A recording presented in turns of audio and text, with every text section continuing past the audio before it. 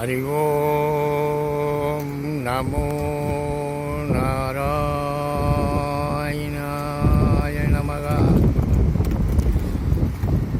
அன்பார்ந்த பக்தர்களே, இந்த இடம் கோமதி காட் என்று சொல்லக்கூடிய மேற்கு கடற்கரை அரபிக்கடல். அந்த அரபிக்கடலின் சங்கமத்திலே கோமதி என்ற நதி கலக்கின்றது. இப்போது பிரகாரம் எடுத்து ஓடுகின்ற இந்த நதிதான் கோமதி நதி.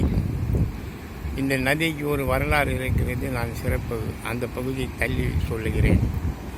இப்போது இந்த அரபிக்கடல் சீற்றத்தை பாருங்கள். இங்கே நமக்கு காவல்துறையினர் சில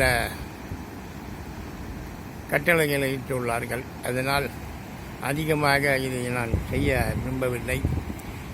இந்த நீண்ட கடற்கரை பிரதேசத்தில் கோமதி, இந்த இடம் பேர் கோமதி காட். இந்த துவாரகை நகரில் பஞ்சை துவாரகை என்று சொல்லுவார்கள். இந்த பஞ்சை துவாரகையில் ஒன்று இந்த கோமதி காட். கோமதி துவாரகை, பேட் துவாரகா, ருக்மணி துவாரகா, இன்னும் பல துவாரகைகள் இருக்கிறது. இந்த காட்சியை பாருங்களேன். இந்த காட்சி இந்த கோமதி காட்டு, கோமதி நதி தீரத்தில் காட் என்றால் படித்துறைகள். இந்த படித்துறைகளை இங்கே நிறைய நம்ம காண முடிகிறது. இந்த படித்துறைகளில்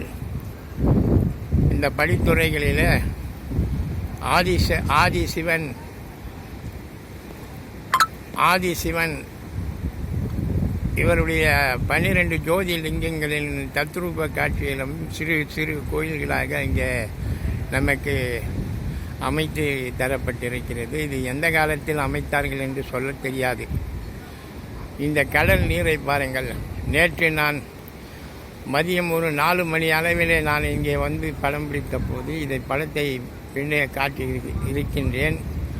இந்த நீர் மட்டம் இப்போது புலப்படுகிறது. இந்த பச்சை கலர் ஒரு கொடி தெரிகிறது. இந்த கொடி திட்டத்திற்கும் அக்கரையினில ஒரு சிகப்பு கலர் ஒரு அடையாளம் தெரிகிறது. இந்த அளவுக்கு இந்த நதி தீரத்தில் கோமதி பெருக்கெடுத்து ஓடுகின்றாள். இந்த கோமதியின் வரலாற்றை சற்று சுருக்கமாக சொல்லுகிறேன். பிரம்மபுத்திரர்களில்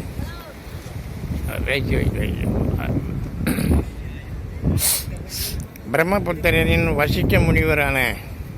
வசிஷ்டரின் மகளான இந்த கோமதி திருமண பக்குவத்தை அடைந்து தனக்கு கணவனை விரும்பும் போது விஷ்ணு பகவானே வேண்டும், இந்த துவாரகாதீசனையை நாம் திருமணம் கொள்ள வேண்டும் என்ற நிலையில் இருக்கும்போது ஆனால் வசிஷ்ட மாமுனிவர்